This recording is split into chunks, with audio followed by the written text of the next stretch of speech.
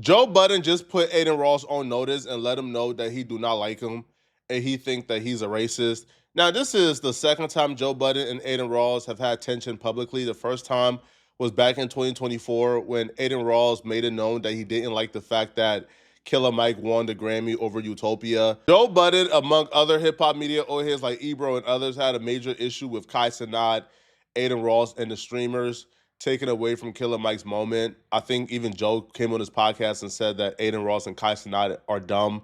He don't value their hip hop opinions. They're just dumb streamers. Adin Ross had a problem with this, and Adin Ross went on his stream and called Joe Budden bro, called him a hater. You said it. Utopia was mid, yo. Yeah. You didn't deserve to win.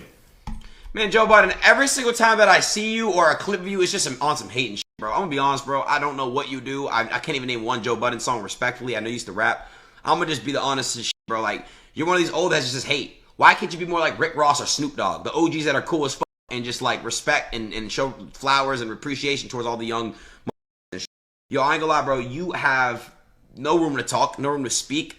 You know what I'm saying? Lay your opinions about me and Kai to ourselves.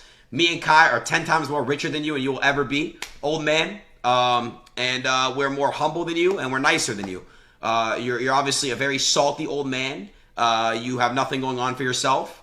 So you try to now hate on the young that are more successful than you. Listen, man. I know you're getting old and you got to pay your bills and shit. Because Social Security's coming up and your check's probably not going to be looking too good.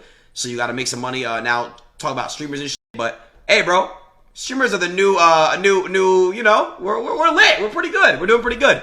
So, how to cook your old ass. Enjoy retirement soon. I'm gonna just see what else you got to say. Hold on, chat. Yeah, we don't care about none of that. Shut up for a change. I'm so sick of these.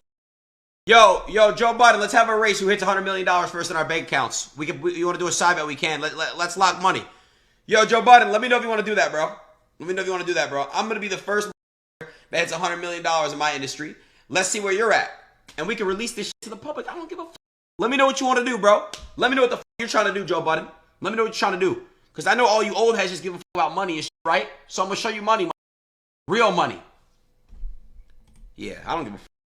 That old head. Kai, Speed, that's why we're on top. Fuck what they're talking about. Fuck this old ass. Respectfully, I'm gonna shit on you, bro. But chat, we still respect the OGs and respect the elders. But I'm not gonna let this broke, hating ass bitch talk shit about me and my brothers. Humble? You guys know me if you watch me on a daily basis.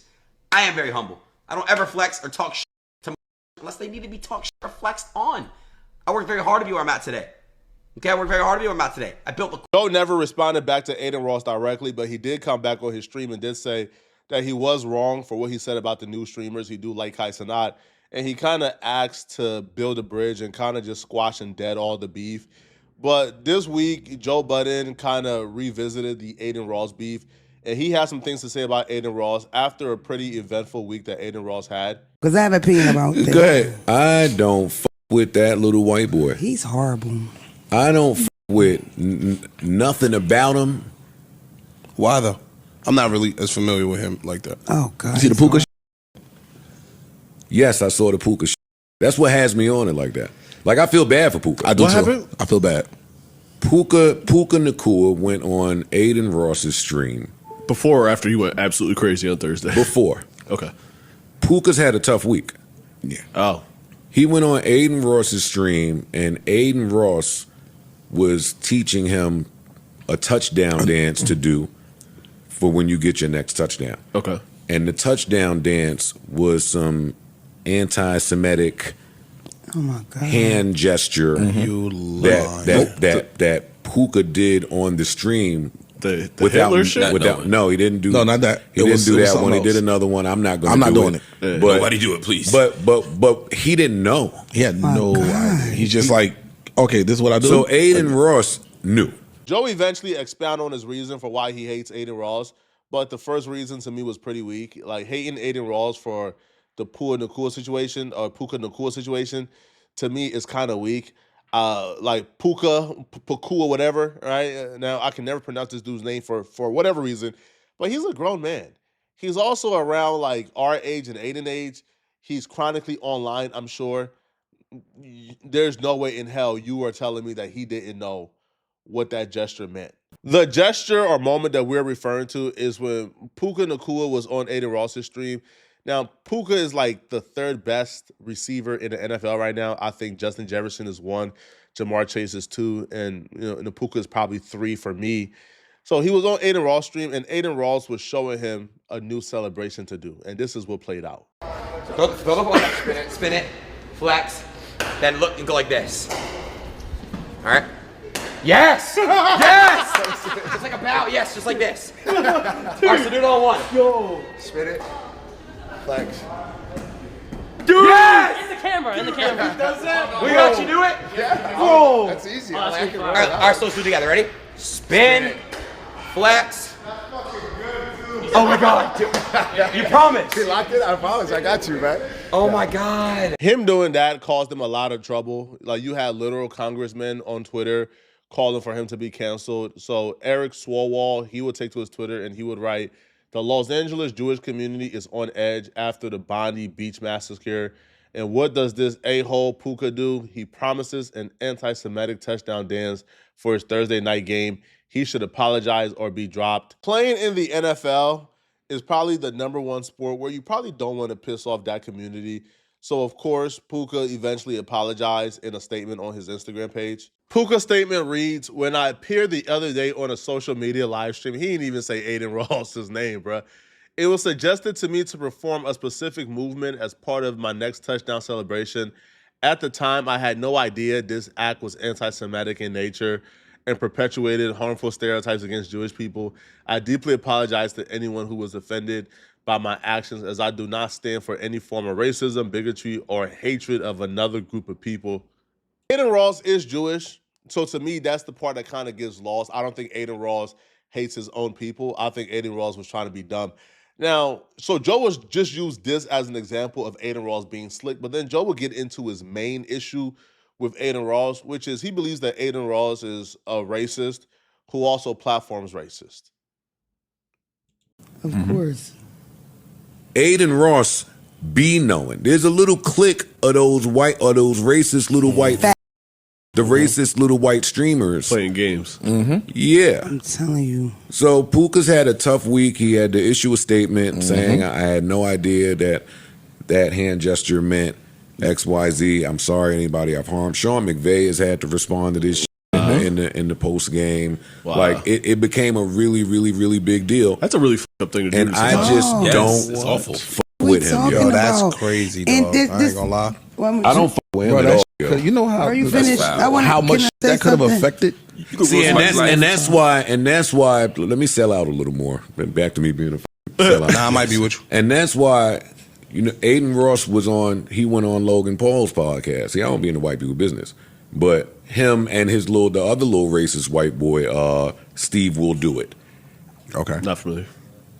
I try to keep them Good. Yeah. Good. Me too. But Logan Paul wasn't playing none of that racist shit. Good on him. Homeboy said something. Logan Paul said, "Yo, get the fuck out. Get up. Get the fuck out. I'm not going to ask you again. I'm going to remove you myself. It's going to go a different way if you don't get the fuck out of my face right now." Yeah. Good on him. Yeah, Very I love that. But That's the response I need to see, though. Just Yeah, like yeah, that. yeah, for that sure. or nothing, bro. Yes. It's the only one that's That's it. acceptable, yeah. Like they thought he was playing. Like they thought he was like, "Hey, what you mean? Nah, all white boys ain't on They that, not dog. Real shit. All white boys ain't on what you on." I don't think Adin Ross is a racist from my perspective. And I do think that word means something. Like when I call somebody a racist, I want it to really mean something. So I'm not just going to throw it around. But I do think Adin Ross is a sympathizer to racist, right? Every racist dude, every white supremacist who somehow done blew up or got a blow up arc, they came via Adin Ross. Adin Ross introduced Nick Fuentes to the mainstream through Sneeko. Now Adin Ross is parading around this other racist dude called Clavicle, whatever his name is, Clavicle, right? That's the new racist white boy in these streets now, right? He's the one who's saying the hard ER, right? He's calling black folks the hard ER. He's saying the N-word every chance he gets. That's the new racist that has somehow swindled his way into black spaces via Adin Ross. I just seen that white boy on a Fresh and Fit podcast. He came through Fresh and Fit via Adin Ross. So Adin Ross has always been like a portal for racists to enter into black spaces or to come into mainstream. So that's what I hold against them for the most part, right? Now, a lot of people hold the Trump thing against them.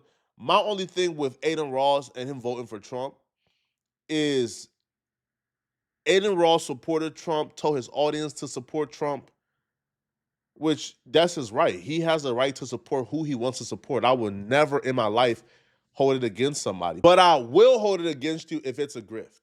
If you're telling your impressionable audience to support this person, support them, ride with them, you're wearing a MAGA hat, you're going to the White House, you're doing the entire grift.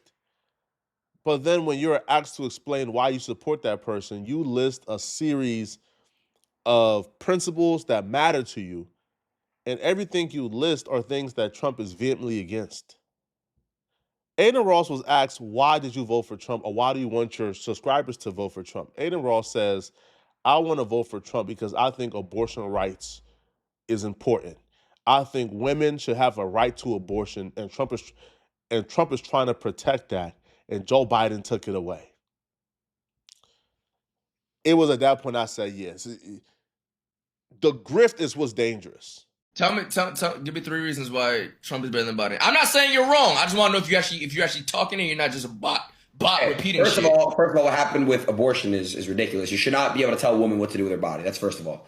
That's a woman's body. You think?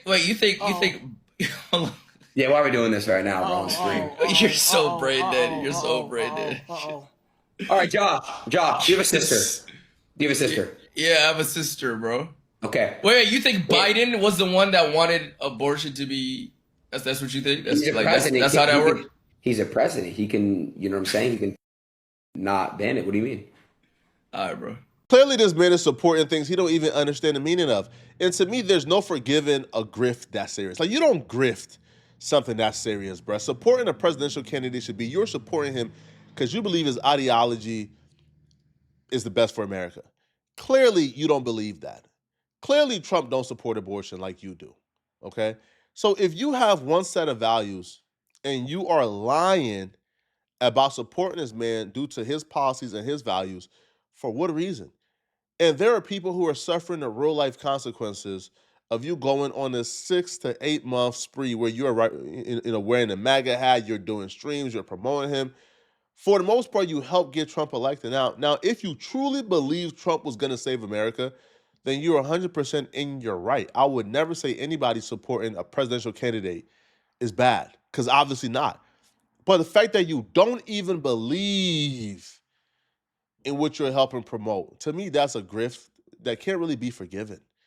See, I was early enough on Adin where I remember Adin Ross was doing gay jokes, right? Like, they were harmless gay jokes, they were family friendly, and that was his peak.